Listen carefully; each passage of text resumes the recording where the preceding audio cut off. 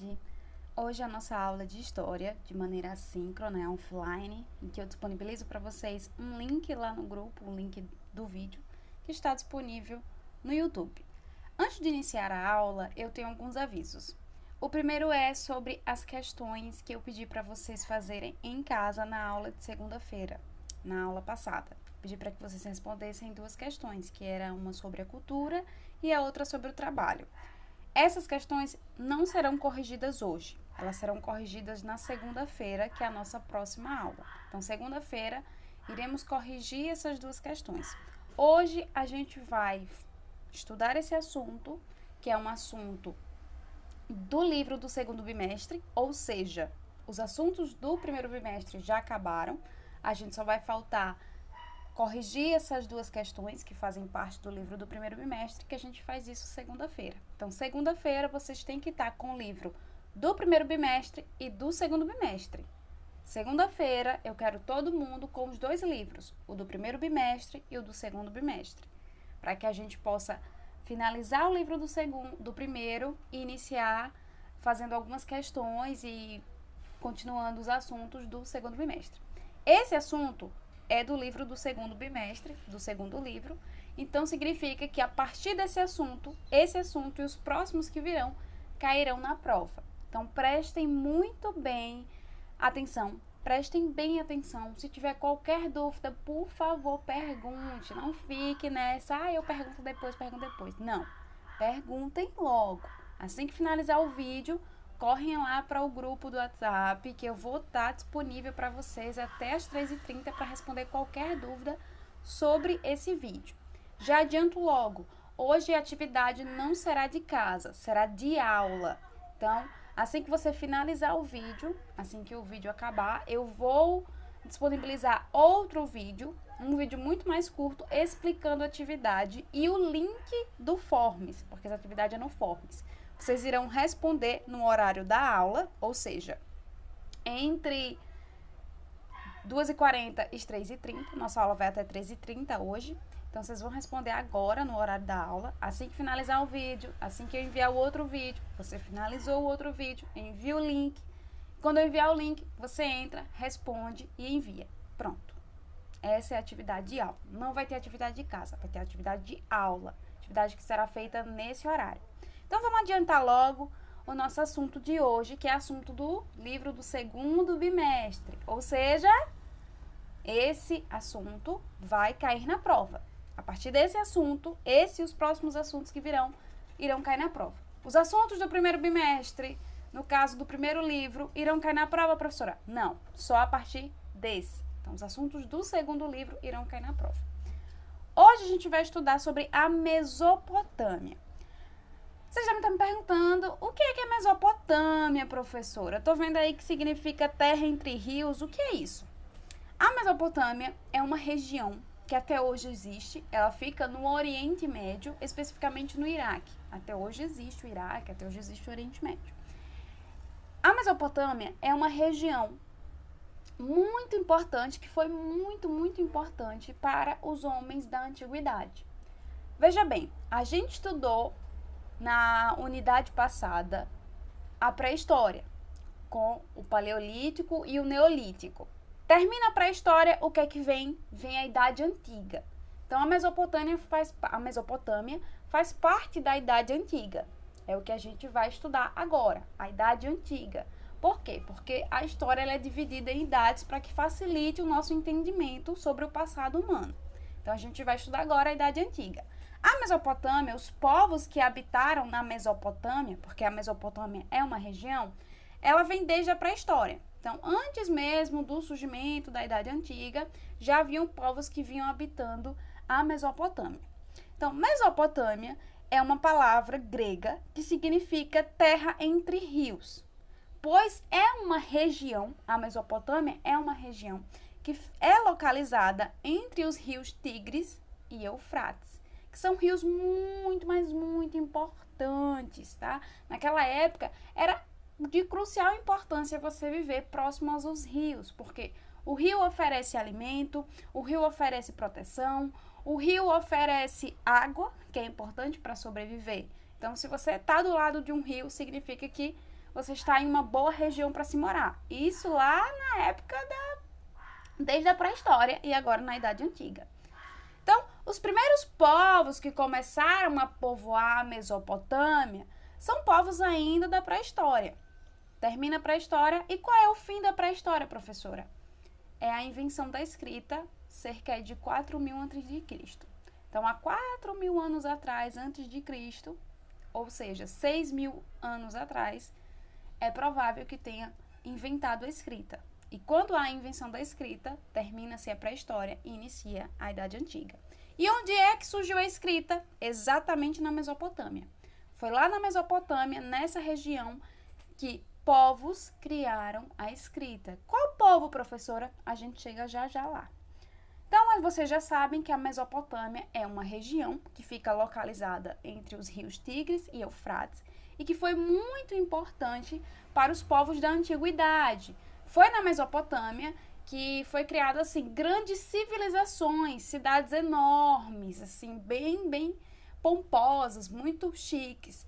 E a Mesopotâmia é uma região naquela época, lá na Idade Antiga, cerca de, sei lá, uns 4.000 a.C., 3.000 a.C., por aí. Essa região existiu bastante conflito entre os povos que habitavam lá, porque eram povos muito diferentes e todos eles queriam terras, queriam sempre uma civilização muito maior. Vocês aprenderam na aula passada, lá na aula de sexta-feira, que foi uma aula também offline, que vocês aprenderam o que era civilização. Pois bem, por que vocês aprenderam aquele conceito lá? Porque a partir de agora a gente vai estudar as principais civilizações do mundo antigo. Os principais povos que construíram cidades gigantescas, cidades muito bonitas, com uma religião muito diferente da que a gente conhece, que conheciam sobre a ciência, que conheciam sobre as artes, que tinham conhecimento sobre a política, que tinham um estado muito bem organizado, politicamente e economicamente, que tinha povos que acreditavam nas autoridades. Estava todo mundo ali unificado, todo mundo ali juntinho, em uma mesma região. Então, a Mesopotâmia é um lugar de grandes civilizações. Tá aqui o mapa para vocês da Mesopotâmia. Eu tirei esse mapa, é uma foto do livro. Esse mapa tem no livro. Aqui, ó, vocês podem perceber, Mesopotâmia é uma região. Olha aqui, ó, Rio Tigres, essa partezinha que tá em azul, e o Rio Tigres aqui, ó, essa partezinha em azul, e o Rio Eufrates. E aqui são vários povos. Cada pontinho desse é uma cidade de algum povo que habitou a Mesopotâmia aí na Idade Antiga que a gente vai estudar. A gente vai estudar todos os povos, professora? Não, a gente não vai estudar todos os povos, porque são muitos. A gente vai estudar os principais. Aqui é o Crescente Fértil. O Crescente Fértil também é uma região onde a Mesopotâmia fica. Aqui, ó, região da Mesopotâmia. E aqui, essa parte em verde é o Crescente Fértil. Por que tem esse nome Crescente Fértil? Porque, se vocês perceberem, ele parece uma lua crescente. Vai ali, ó, região da Mesopotâmia, pega até o Egito, ó, aqui, ó, o Egito. Pega até o Egito, Tebas, várias civilizações que são muito importantes e que foram muito importantes para a história da humanidade. Esse Crescente Fértil pega. E o que é esse Crescente Fértil, professora?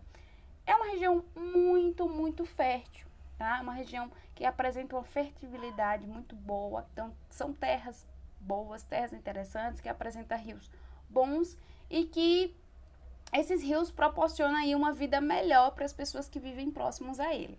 Nem todas as regiões do Crescente Fértil são completamente férteis. Tem algumas que têm alguns problemas em relação ao solo. Mas regiões aqui da Mesopotâmia, principalmente no sul da Mesopotâmia, é muito fértil. É uma região com um solo muito bom para a agricultura. Fértil, que eu falo, é no sentido da agricultura. Quando é fértil, significa que o solo é bom, ele é propício para a agricultura. Então, o que a pessoa plantar lá vai dar. Vai nascer, vai cultivar, vai dar tudo certo. Porque tem água em abundância, um solo bom, clima interessante. Então, a agricultura vai ser show de bola e a galera vai comer bem. Veja bem, existiram vários povos que habitaram a Mesopotâmia. Um deles foram os sumérios. Só que, antes, vocês precisam entender uma coisa. A gente estudou a pré-história. a gente sabe que durante o Neolítico surgiu a agricultura. Houve o desenvolvimento da agricultura ali no Neolítico, então as pessoas passaram a viver de forma sedentária. Passaram a viver em uma determinada localidade com um grupo de pessoas. Então, a partir do desenvolvimento da agricultura, as pessoas tornaram-se sedentárias, passaram a viver em aldeias. Essas aldeias, com o tempo, foram transformadas em cidades. Por quê? Porque uma cidade ela é muito maior do que uma aldeia. Tem muito mais pessoas, tem uma organização muito melhor do que uma aldeia. Uma organização muito maior do que uma aldeia.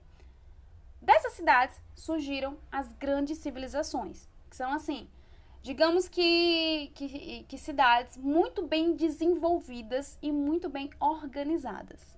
Esses povos também desenvolveram as suas civilizações. Civilizações, assim, muito importantes, que tinham um grande conhecimento sobre o mundo, sobre a vida. Lógico, é um conhecimento bem diferente do que a gente sabe hoje. Eles tinham uma ideia um pouco diferente, mas, de qualquer modo, são povos muito interessantes de se estudar.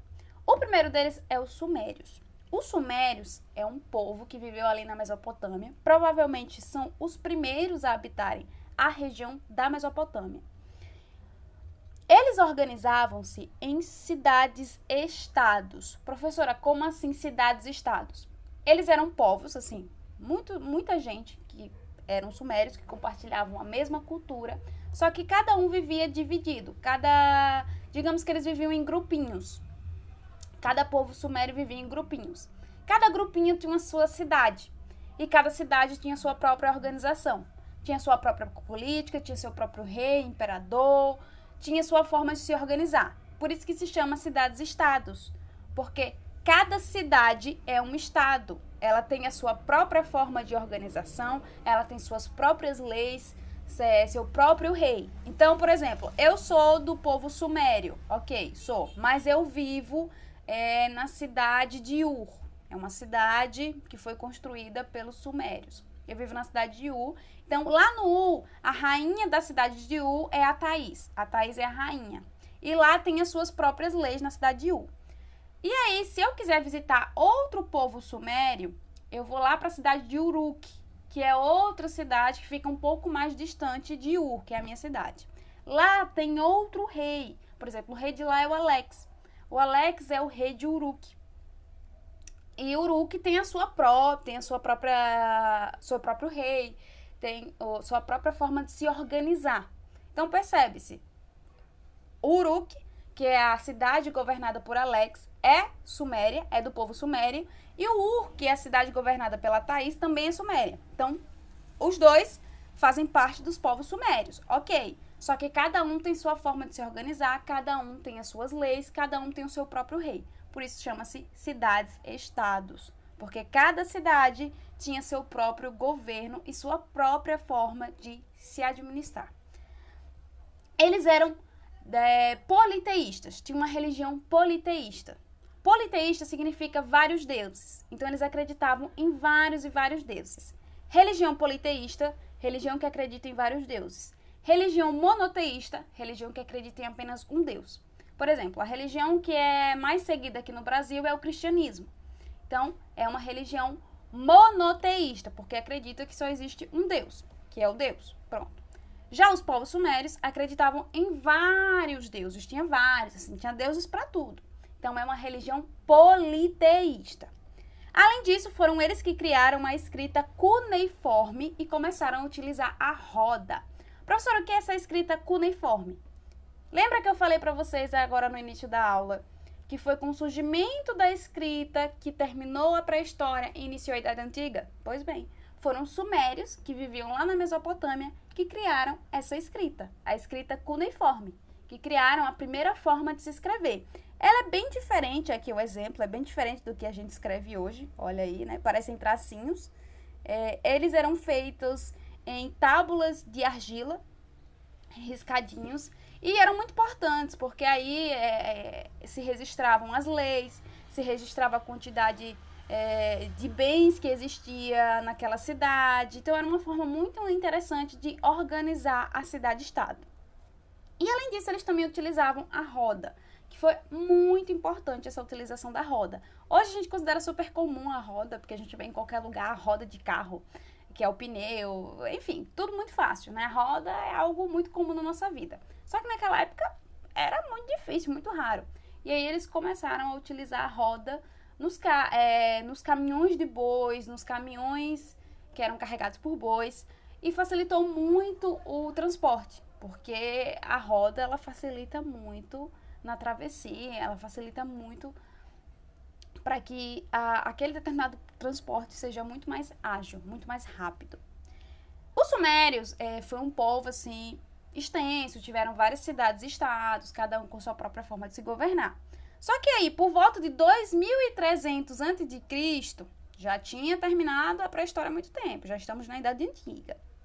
Eles foram dominados pelos acádios, que é outro povo que existiu lá na Mesopotâmia. A gente não estuda muito os acádios, porque os acádios, eles... Assim, tem outros povos mais interessantes do que eles, assim, mais relevantes da gente estudar. Então, a gente não estuda muito os acádios. Mas foram eles que dominaram os sumérios. E aí temos também o Império da Babilônia, muito interessante e muito importante. A atividade que a gente vai fazer hoje está relacionada com o Império da Babilônia. Foram outros povos, tá, conhecidos como amoritas, tá? O pessoal que vivia no Império da Babilônia era amorita. Os amoritas, vou falar Império da Babilônia porque fica mais fácil. O pessoal que vivia no Império da Babilônia, eles tinham um império centralizado, organizado e forte. Então, eles não eram divididos em cidades e estados. Na verdade, todo mundo fazia parte de uma única região governada por uma única pessoa, que era como se fosse um rei, um imperador. Então, era um império centralizado e não dividido. Então, ele era muito forte, muito bem organizado. Na época que ele surgiu ali, em meados de 1700 a.C., por ali, ele se tornou o bambambam da Mesopotâmia. Ele era o cara que ditava as regras. Ele falava, todo mundo seguia. Então, o Império da Babilônia era o mais importante nesse período. Ele começou a desenvolver a agricultura de regadio. Professor, o que é agricultura de regadio?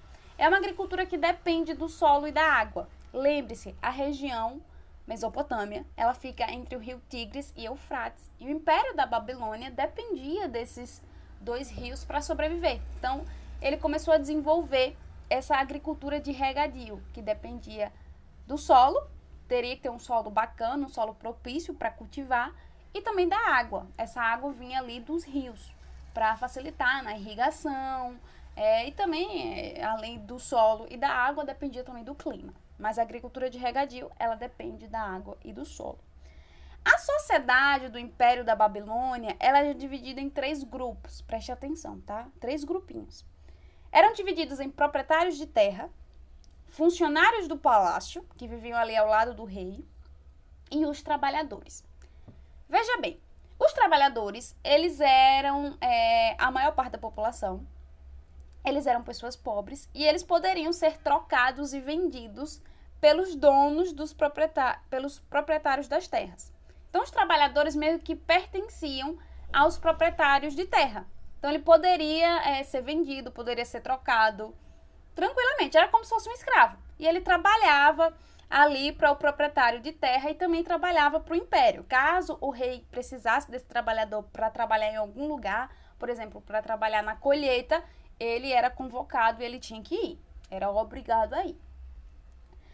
Os funcionários do palácio trabalhavam ali ao lado do rei, justamente no palácio, e eles também poderiam ser proprietários de terra. O rei, ele poderia oferecer a esses funcionários um pedaço de terra, uma terra temporária, não era a vida inteira, que eles ficavam desenvolvendo por um certo tempo com os trabalhadores e depois ele acabava devolvendo essa terra para o rei. Era um status temporário. Eu sou funcionário, posso ser proprietário de terra, mas logo logo eu retorno à minha função inicial, que é funcionário do palácio. E tinha os proprietários de terras, que eram aqueles que eram, digamos que, os donos dos trabalhadores. Só que os proprietários de terra poderiam se tornar trabalhadores. Caso eles ficassem muito endividados, ele acabava se tornando trabalhador. Então, ele poderia ser vendido e trocado, assim como o trabalhador era. Não tinha qualquer tipo de privilégio. Situação difícil, né? Morar lá no Império da Babilônia. Lá na Babilônia, assim, um momento assim de auge, um momento de maior organização do império é no governo do Hammurabi. Hammurabi, como tá aí, ó. O Hammurabi, ele desenvolveu o Código de Hammurabi, que é, digamos assim, um dos primeiros códigos de lei muito bem organizado. Aqui, ó, essa foto é do Código de Hammurabi. Vocês percebem aqui, ó, escrita cuneiforme. Aqui é o símbolo do código, esse objeto de pedra é o símbolo do código. E o código, ele segue a lei do talião, que é a lei do olho por olho, dente por dente. Como assim, professora? Olho por olho, dente por dente. Se, por exemplo, um exemplo, eu sou proprietária de terra e eu contrato uma pessoa para... E pronto, eu contrato tenho um trabalhador na minha terra, eu sou uma proprietária de terra e eu tenho um trabalhador na minha terra. Esse trabalhador, ele vai e mata o meu filho. Eles têm uma briga e ele vai e mata meu filho, esse trabalhador. O que é que acontece? Eu, através do Código de Hammurabi, tenho o direito de matar o filho do trabalhador, porque ele matou o meu filho. Então, é olho por olho, dente por dente. Se você faz algo contra mim, você vai responder na mesma moeda. A consequência na mesma moeda. Professora, o Código de Hammurabi era aplicado para todos de forma igual? O proprietário de terra, o trabalhador e o funcionário do palácio era aplicado de forma igualitária? Não. Os trabalhadores recebiam uma pena muito mais dura do que os funcionários do palácio e do que os proprietários de terra.